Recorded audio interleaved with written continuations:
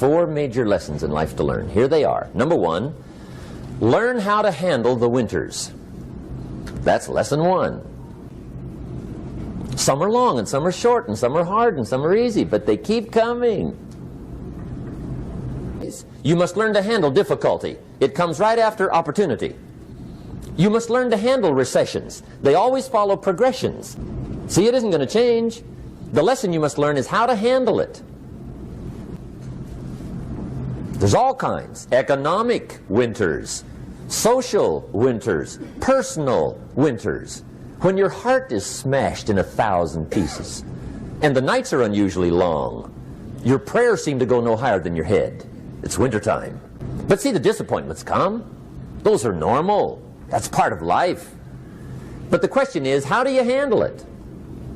How do you handle the coming winters and the disappointments and the downtimes? Well, you can't get rid of January by tearing it off the calendar. But here's what you can do. You can get stronger, you can get wiser, and you can get better. The winters won't change, but you can. And that's how life changes for you. Don't wish it was easier, wish you were better. Don't wish for less problems, wish for more skills. Don't wish for less challenge, wish for more wisdom. That's the key. So that's lesson 1, learn how to handle the winters. Here's lesson 2, learn how to take advantage of the spring. That's the second one. Spring is called opportunity. And spring follows winter. What a great place for it. If you were going to put it somewhere, that'd be the place to put it, right after winter. Opportunity follows difficulty. But here's what you must learn to do. Underline these 2 words in that key phrase. Take advantage. Underline those 2. In fact, you have to get good at one of 2 things in life. Planting in the spring or begging in the fall. See, those are about the only alternatives. Now here's what else you must do. Take advantage of the springs quickly, because there's only a few. Just a handful of springs have been handed to each of us.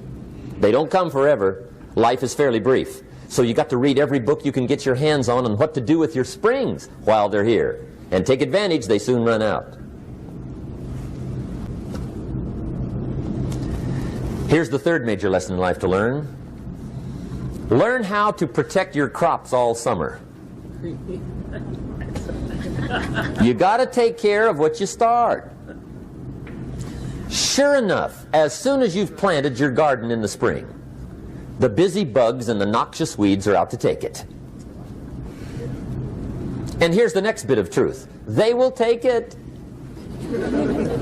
unless you prevent it. And that's the 3rd major skill to learn. You've got to learn to prevent the intruder from taking all the good you start. It's one of the challenges. Here's 2 key phrases under number 3. First one, all good will be attacked. On this planet. Maybe not the next one we get to, but on this one, all good will be attacked.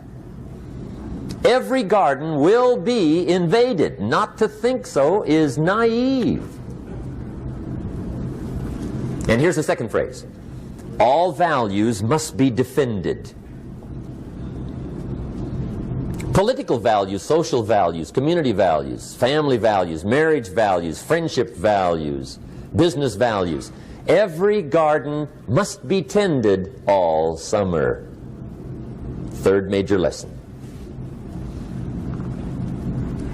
Now here's number 4. 4th major lesson in life to learn. Learn how to reap in the fall without complaint. Take full responsibility for what happens to you. It's one of the highest forms of human maturity, accepting full responsibility. It's the day you know you've passed from childhood to adulthood, the day you accept full responsibility. I used to have that long list of reasons why I wasn't doing well. To explain. You got to explain, right? Otherwise you're going to look bad. I used to have this funny list called Reasons for Not Looking Good.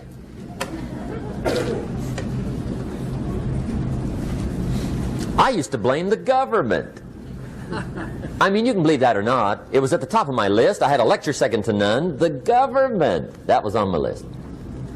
I used to blame taxes. Look what you got left after they take everything. And they expect you to do well.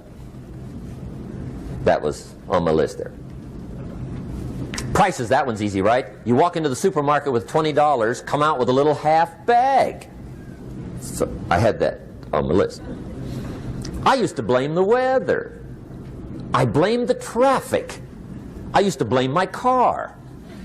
I blamed the manufacturers. I used to blame the company. I blamed company policy. I used to blame the training program. I blame my negative relatives. They were always putting me down. I blame my cynical neighbors. They're just selfish, looking out for themselves. Won't loan you money? They were on my list.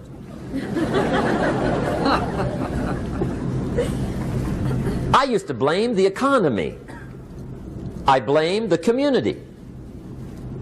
That's a pretty good list for not doing well, isn't it? I thought it was good. One day, with sort of a curious look on his face, he said, "Jim, just out of curiosity, tell me, how come you haven't done well up until now?"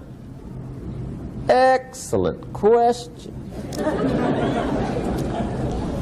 I thought, well, so I won't look too bad, I'll go through my list. And this list I just gave you, I put that on him. And he was very patient. He let me go through the whole thing, the government, the weather. I went through this whole thing. When I finished, he looked my list over very carefully. He said, "Mr. Rohn, big problem with your list. You ain't on it." How brilliant.